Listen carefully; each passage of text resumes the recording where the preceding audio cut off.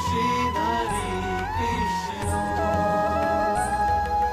গোবর্ধন গিরিধারী কৃষ্ণ কৃষ্ণ, মধুসূদন বনমালী কৃষ্ণ কৃষ্ণ, কৃষ্ণ কৃষ্ণ কৃষ্ণ কৃষ্ণ।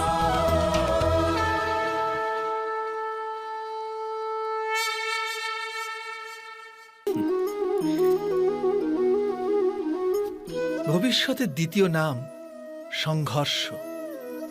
হৃদয়ে আজ যদি কোনো ইচ্ছা জাগে, যদি তা পূর্ণ না হয়, তবে হৃদয় ভবিষ্যতের পরিকল্পনা করে। ভবিষ্যতে ইচ্ছা পূর্ণ হবে এমন কল্পনা করতে থাকে। কিন্তু জীবন না লুকিয়ে আছে ভবিষ্যতে, না আছে অতীতে। জীবনের হদিশ তো আছে এই ক্ষণে, অর্থাৎ এই মুহূর্তের অনুভবই রয়েছে জীবনের অনুভব। কিন্তু আমরা সব জেনে বুঝেও এটুকু সত্য মেনে নিতে পারি না। হয় আমরা পুরনো স্মৃতি দিয়ে নিজেদের ঘিরে বসে থাকি, অথবা আগামী সময়ের জন্য পরিকল্পনা করতে থাকি। আর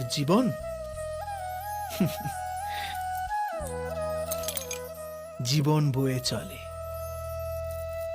এই সত্য যদি আমরা হৃদয়ে গেঁথে নিই যে না আমরা ভবিষ্যৎ দেখতে পাই, না আমরা ভবিষ্যৎ নির্মাণ করতে পারি, আমরা তো কেবল ধৈর্য আর সাহসের সাথে ভবিষ্যৎকে আলিঙ্গন করতে পারি, স্বাগত জানাতে পারি ভবিষ্যৎকে। আর তবেই কি জীবনের প্রতি মুহূর্ত জীবনের দ্বারা মুখরিত হয়ে উঠবে না? স্বয়ং বিচার করুন।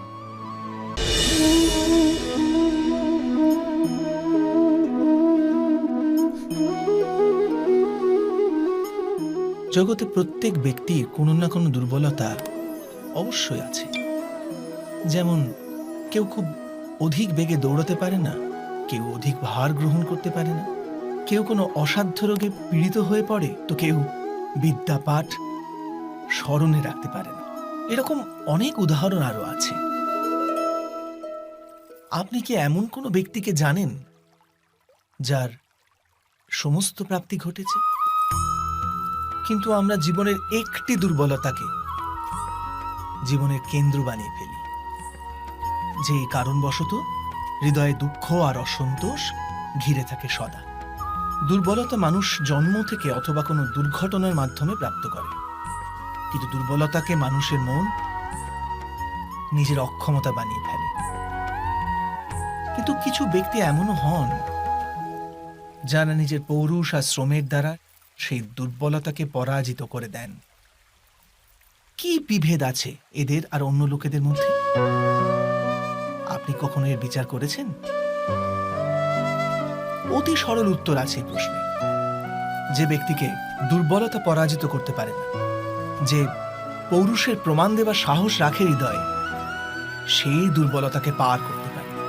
অর্থাৎ দুর্বলতা তো ঈশ্বর প্রদান করেন, কিন্তু নিজের সীমা তো মানুষ নিজেই নির্মিত করে। স্বয়ং বিচার করুন।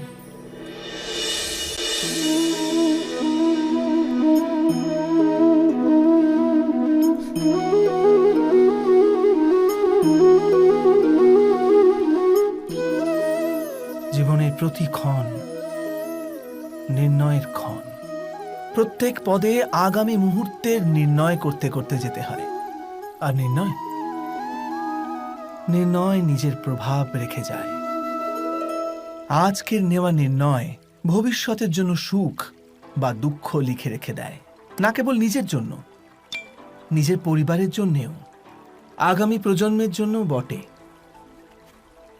যখন কোনো সংশয় সামনে এসে দাঁড়ায়, মন ব্যাকুল হয়ে যায়, অনিশ্চয়তায় ভরে যায়। নির্ণয়ের সেই ক্ষণ এক যুদ্ধে পরিণত হয়, আর মন হয়ে ওঠে যুদ্ধভূমি। অধিকাংশ নির্ণয় আমরা সংশয় থেকে বার হওয়ার জন্য নিই না, কেবল মনকে শান্ত করার জন্য নিয়ে থাকি। কিন্তু কেউ কি ছুটতে ছুটতে খাবার খেতে পারে? না। তবে কি যুদ্ধে যুঝতে থাকা কোনো মন সঠিক নির্ণয় নিতে পারে?